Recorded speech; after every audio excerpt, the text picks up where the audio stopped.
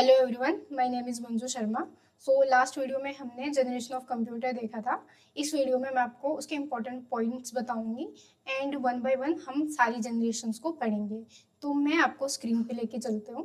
तो last video में ना मैंने आपको बताया था कि जनरेशन ऑफ कंप्यूटर की फर्स्ट जनरेशन में कंप्यूटर कुछ इस तरीके के दिखते थे। देन अगर हम सेकेंड जनरेशन की बात करें तो सेकेंड जनरेशन में इस तरीके की लुक थी उनकी। थर्ड में थोड़ा फिर मॉडिफाई होके इस तरीके से दिखते थे। फोर्थ में उनकी लुक चेंज हो गई थी एंड फिफ्थ में जो अभी हम यूज़ करते हैं। ठीक है, तो आज हम थ्योरी देखेंगे स्टेप बाय स्टेप। तो फर्स्ट ऑफ ऑल हम फर्स्ट जनरेशन को थोड़ा सा मॉडिफाई करते हैं। तो अगर मैं यहाँ पे बताऊँ आपको फर्स्ट जनरेशन, तो फर्स्ट जनरेशन जो थी वो 1940 से लेके 1956 तक रही थी। ठीक है, इसमें क्या होता था कि जो इसमें कंप्यूटर थे ना उनमें क्या यूज़ होता था, वैक्यूम ट्यूब्स।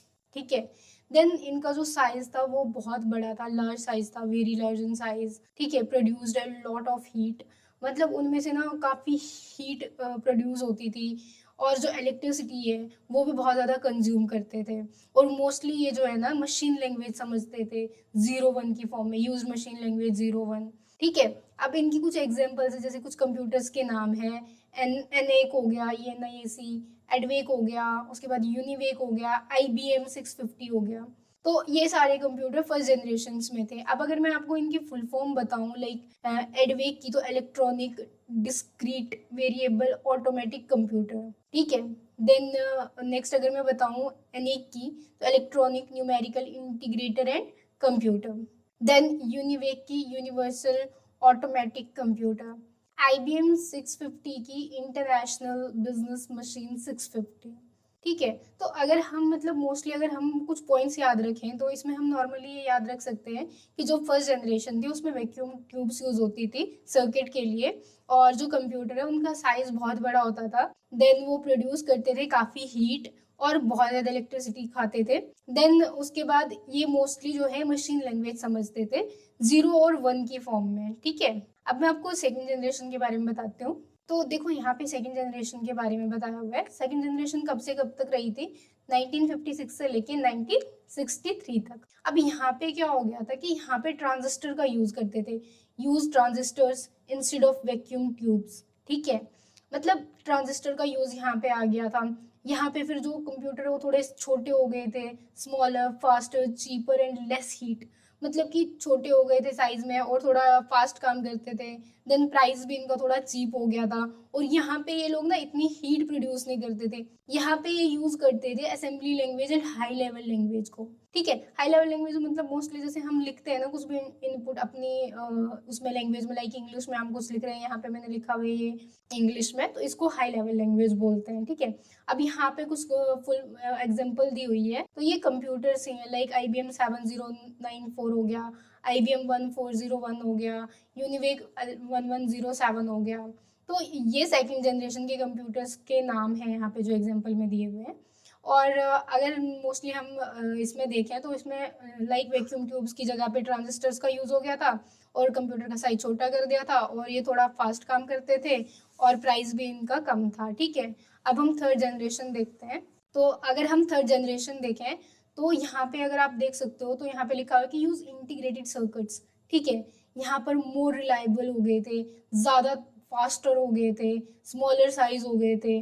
ठीक है, यहाँ पर started use of operating system. अगर मैं यहाँ पे बताऊँ तो मतलब जो थर्ड जनरेशन है, यहाँ पे थर्ड जनरेशन में इंटीग्रेटेड सर्किट का यूज होना स्टार्ट हो गया था। और अगर हम यहाँ पे देखें तो यहाँ पे जो कंप्यूटर्स हैं वो बहुत ही रिलायबल हो गए थे। रिलायबल मीन्स अगर हम देखें कि फर्स्ट जनरेशन में बहुत बड़े बड़े कंप्यूटर थे, सेकंड में उससे छोटे हो गए थे उनका साइज, यहाँ पे उससे भी छोटा हो गया था। और जो काम करते थे बहुत ज़्यादा फास्ट करते थे।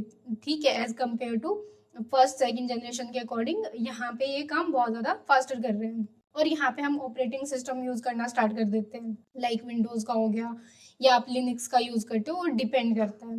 तो यहाँ पे एग्जांपल है कंप्यूटर की, लाइक IBM 360, PDP-8। PDP-8 का मतलब है प्रोग्राम डेटा प्रोसेसर।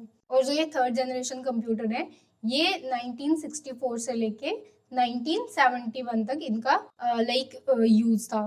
देन उसके बाद अब हम नेक्स्ट जनरेशन देखते हैं। अगर हम फोर्थ जनरेशन की बात करें तो 1971 से लेके प्रेजेंट तक अभी ये चल रहे हैं, ठीक है। अब यहाँ पे क्या होता है कि यहाँ पे देखो, आप यहाँ पे माइक्रो प्रोसेसर यूज करना स्टार्ट कर दिया है, ठीक है। LSI का एंड VLSI चिप्स जो होती हैं। उसके बाद अगर हम देखें तो यहाँ पे जो भी हमारे लाइक लैपटॉप्स वगैरह होते हैं उनकी स्पीड बहुत हाई होती है, कॉस्ट भी उतनी ज्यादा नहीं है, कॉस्ट भी कम है। उसके बाद पोर्टेबल है कि हम इनको कहीं भी लाइक ले जा सकते हैं। लो पावर, पावर कम लेते हैं, लो पावर कंजम्पशन। उसके बाद use for personal computers, laptops, mobiles. तो मतलब अगर आप फोर्थ जनरेशन में देखें तो फोर्थ जनरेशन में एज कम्पेयर टू बाकी 3 जनरेशन यहाँ पे बहुत ज्यादा हाई स्पीड पे ये काम कर रहे हैं, कॉस्ट भी इनकी लो है, आप इनको कहीं भी ले जा सकते हो। और यहाँ पे हम इनको पर्सनल यूज के लिए भी यूज कर सकते हैं, हमारे पास लैपटॉप्स होते हैं, मोबाइल्स होते हैं, ठीक है। अब इन्होंने एग्जाम्पल में वही बोला हुआ है, IBM PC, एप्पल, उसके बाद मॉडर्न कंप्यूटर्स, ठीक है। अब अगर हम फिफ्थ जनरेशन की बात करें तो फिफ्थ जनरेशन तो अभी चल रही है, प्रेजेंट में है एंड फ्यूचर में भी रहेगा। तो यहाँ पे क्या देख रहे हो आप, यहाँ पे आप देख रहे हो कि बेस्ड ऑन आर्टिफिशियल इंटेलिजेंस। तो ये मोस्टली बेस्ड है आर्टिफिशियल इंटेलिजेंस पे, मशीन लर्निंग पे, क्वांटम कंप्यूटिंग पे, ठीक है। अब इसका क्या मतलब है, आप देखते हो मोस्टली अभी की जो कंप्यूटर्स हैं वो इंसानों की तरह लाइक सोचते हैं, पढ़ते हैं और डिसीजंस इजीली लेते हैं। Means computer can think, learn and make decision like humans, कि एक इंसान की तरह वो सोच सकते हैं, डिसीजन ले सकते हैं, एक इंसान की तरह वो पढ़ते हैं। अभी आपने देखा होगा कि हम यहाँ पे इन्होंने जैसे बताया हुआ है कि used in robots, self driving cars, virtual assistants, है ना। तो आपने देखा होगा कि रोबोट्स जो हैं वो आ गए हैं, अभी सेल्फ ड्राइविंग कार्स आ गई हैं, वर्चुअल असिस्टेंट के लिए यूज होते हैं। जैसे हम अगर नॉर्मली गूगल पे जाते हैं तो हम टाइप करके भी सर्च कर सकते हैं और वहाँ पे हमारे पास वॉइस असिस्टेंट भी आता है, तो हम वॉइस असिस्टेंट से भी कर सकते हैं। तो डिपेंड करता है हम पे, ठीक है। और बाकी अगर आगे देखोगे तो स्टिल अंडर डेवलपमेंट, की अभी भी ये अंडर डेवलपमेंट में है। तो ये जितने भी पॉइंट्स हैं ये आपके एग्जाम के पॉइंट ऑफ व्यू से बहुत इंपॉर्टेंट है, तो इनको थोड़ा सा ध्यान से आप पढ़ना। देन मैंने यहाँ पे ना आपको उनकी इमेज भी दिखाई हुई है कि वैक्यूम ट्यूब्स कैसी होती हैं, ट्रांजिस्टर्स कैसे होते हैं, इंटीग्रेटेड सर्किट कैसे होते हैं, माइक्रो प्रोसेसर्स कैसे होते हैं। तो अगर आप ये यहाँ पे देख सकते हो, ये वैक्यूम ट्यूब्स की मैंने फोटो लगाई हुई है। यहाँ पे ये ट्रांजिस्टर्स कुछ इस तरीके से दिखते हैं, उसके बाद इंटीग्रेटेड सर्किट कुछ इस तरीके से दिखते हैं, देन माइक्रो प्रोसेसर इस तरीके से दिखते हैं। आर्टिफिशियल इंटेलिजेंस का तो आपको नॉर्मली पता ही है कि अभी आर्टिफिशियल इंटेलिजेंस की बहुत डिमांड है मार्केट में और आने वाले टाइम में भी रहेगी, ठीक है। देन मैंने ना यहाँ पे कुछ एग्जाम के टिप्स बताए हैं जो आप डायरेक्टली याद रख सकते हो कि फर्स्ट जनरेशन में वैक्यूम ट्यूब्स का यूज़ था, सेकंड में ट्रांजिस्टर का यूज़ था, थर्ड में इंटीग्रेटेड सर्किट्स यूज़ हुए थे, फोर्थ में माइक्रो प्रोसेसर यूज़ हुए थे, फिफ्थ में जो है वो आर्टिफिशियल इंटेलिजेंस यूज़ हुआ था। और यहाँ पे अगर आप देख सकते हो कि फादर ऑफ कंप्यूटर किससे कहा जाता है, तो ये चार्ल्स बाबेज था। उसके बाद फर्स्ट प्रोग्रामर कौन था, तो ये अडा लोवेलियस थी, ठीक है। उसके बाद फर्स्ट माइक्रो प्रोसेसर कौन सा था, तो फर्स्ट माइक्रो प्रोसेसर जो है वो इंटेल का था 404, ठीक है। फर्स्ट माइक्रो प्रोसेसर था इंटेल 404, ठीक है।